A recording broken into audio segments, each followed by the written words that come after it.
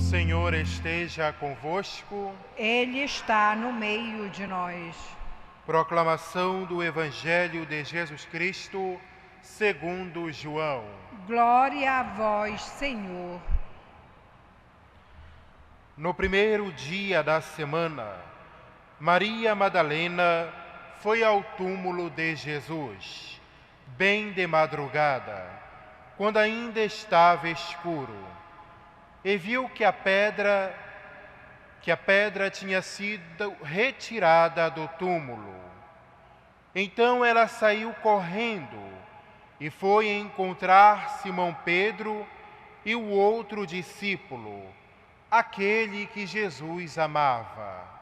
E lhes disse: tiraram o Senhor do túmulo e não sabemos onde o colocaram. Maria estava ao lado de fora do túmulo, chorando.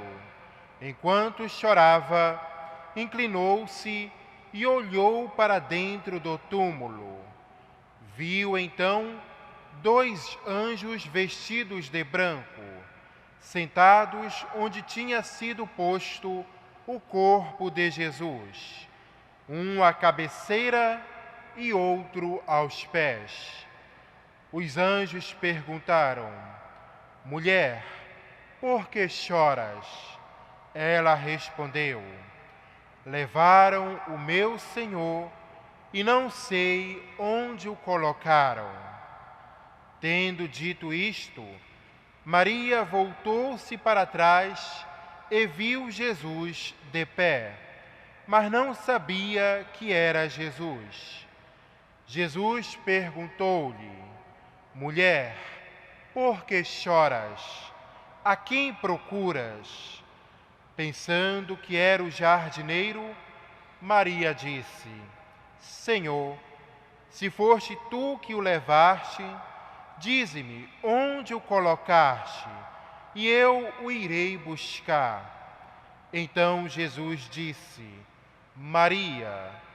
Ela voltou-se e exclamou em hebraico: Rabuni, que quer dizer mestre. Jesus disse: não me segures, ainda não subi para junto do Pai, mas vai dizer aos meus irmãos: subo para junto do meu Pai e vosso Pai, meu Deus e vosso Deus. Então Maria Madalena foi anunciar aos discípulos: eu vi o Senhor, e contou o que Jesus lhe tinha dito. Palavra da salvação. Glória a vós, Senhor. Glória a ti, Senhor, toda graça e louvor. Glória a ti, Senhor, toda graça e louvor. Queridos irmãos e irmãs presentes aqui na Basílica Santuário e aqueles que nos acompanham pela Rede Vida de televisão, hoje nós temos a graça de celebrarmos Santa Maria Madalena, que é uma santa que testemunha para a humanidade de todos os tempos o quanto a força da misericórdia pode refazer a vida de quem caiu no pecado. Uma experiência que todos nós passamos é aquela do arrependimento. Quantas vezes nós já tivemos ocasiões assim, em que nos demos conta que a nossa vida estava completamente errada, que a palavra que nós pronunciamos não era a palavra certa naquele momento, que o ato impensado, a atitude tomada, trouxe consequências ruins, não só para a vida de cada um, mas também para aqueles que estavam próximos. E o sentimento que vem é o arrependimento. E o arrependimento provoca em nós um desejo de mudança. Uma mudança que ela tem que acontecer de maneira decidida e iluminada pela presença de Deus. Maria Madalena, ela teve um privilégio grande.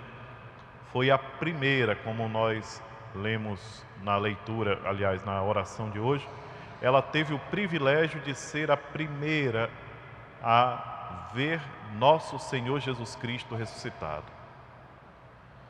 E esse privilégio vem dar um testemunho muito bonito para nós, porque de pecadora, discriminada e jogada à margem da sociedade, Maria Madalena sobe a um patamar tão importante que é ela a primeira a contemplar o Cristo ressuscitado.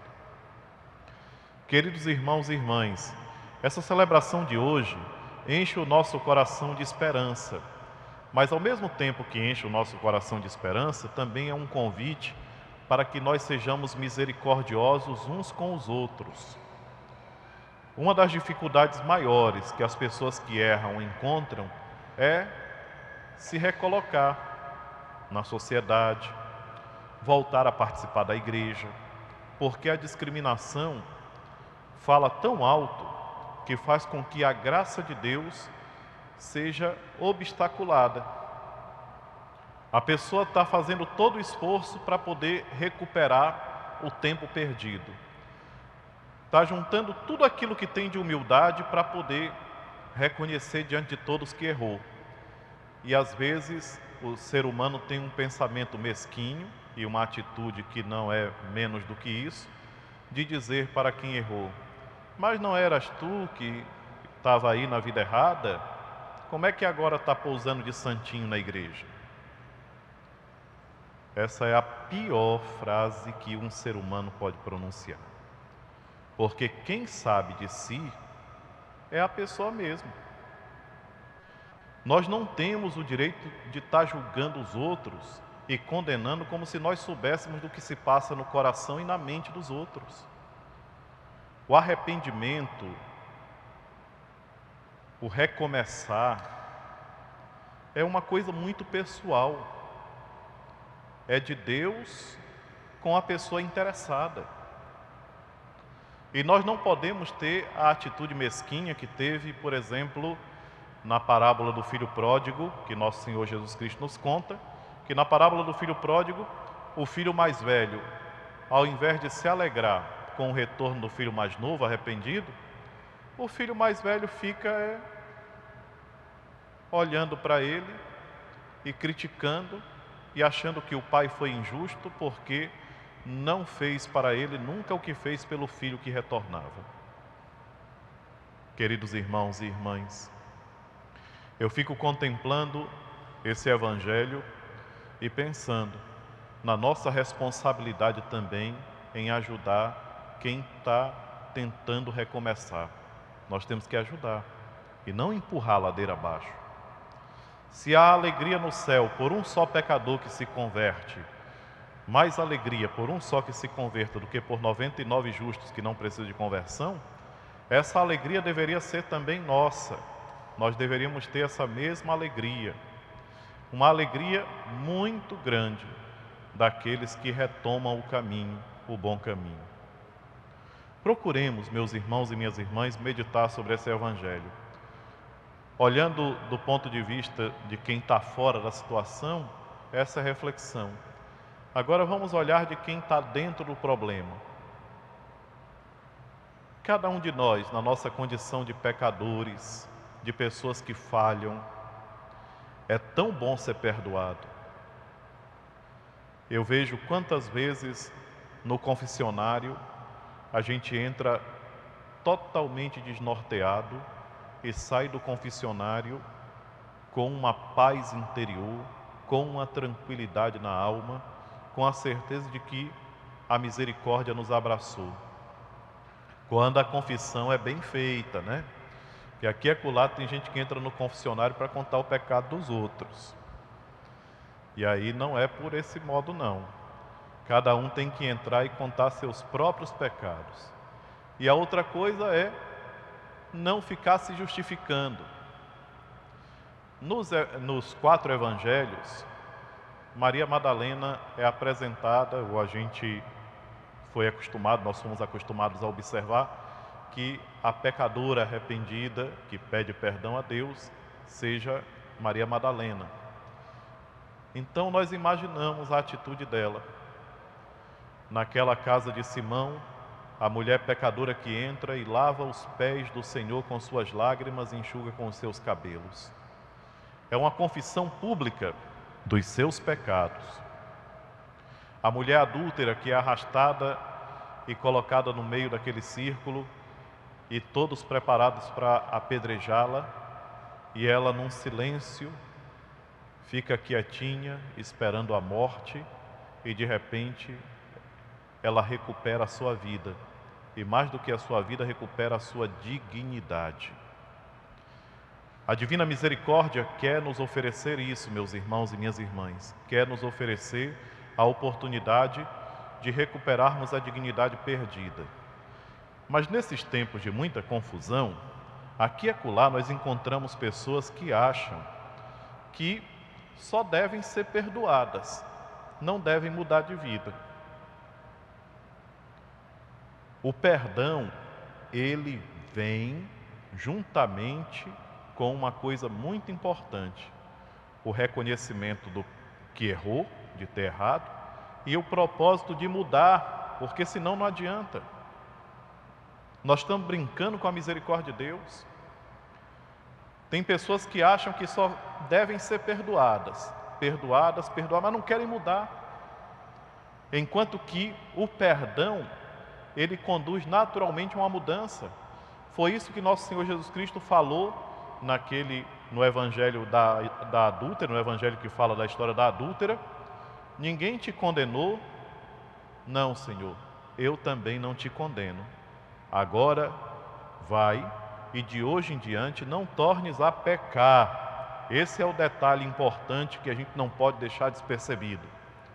Por quê? Porque aqui e acolá tem essa tendência. Nessa loucura que a sociedade vive hoje, com todas as ideias tortas, nós temos que olhar para o Evangelho e tentar compreender aquilo que Jesus nos ensina. Se eu recebo o perdão, eu recebo junto com o perdão a possibilidade de recomeçar.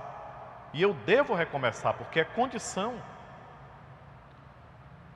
Queridos irmãos e irmãs, são tantas as coisas bonitas que nós podemos refletir nessa ocasião, ajudados pelo exemplo de Maria Madalena, mas tem uma coisa que me toca profundamente: o grau de espiritualidade que essa mulher tinha atingido.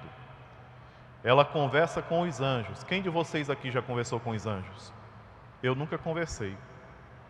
Eu falo, mas não recebo resposta, assim como a gente costuma conversar uns com os outros. Maria Madalena, de pecadora pública, condenada, ela recupera a sua dignidade, ela evolui, ela cresce espiritualmente ao ponto de poder falar com os anjos, porque quando ela chega no túmulo de madrugada, não são pessoas que estão lá para dar notícia para ela, são os anjos que falam para ela. Sabe o que é isso?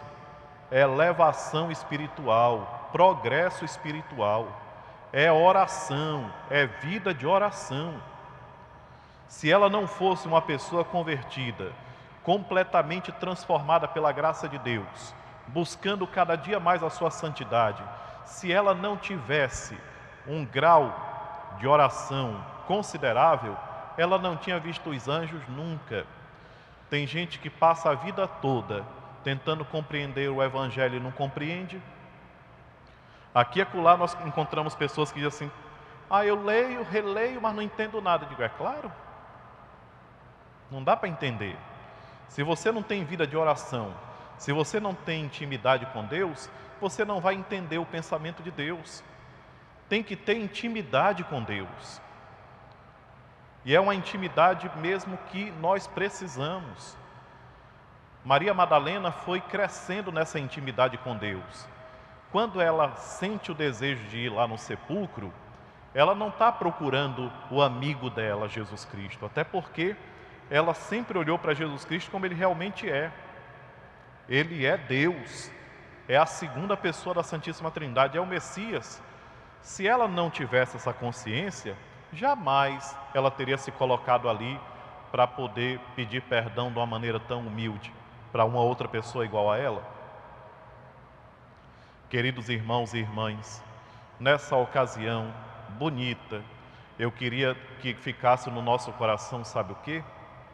Um estímulo profundo para nós que estamos caminhando na igreja e para quem está afastado. De repente, nesse momento, através da Rede Vida, alguém que está nos acompanhando encontra-se assim, desmotivado, não quer saber mais de nada, frustrado com a igreja, não quer saber de procurar mais a oração e tal. E eu queria dizer para nós que estamos caminhando e para quem está parado, é o momento de começar a evoluir na fé, a crescer na fé. É o momento de começar a buscar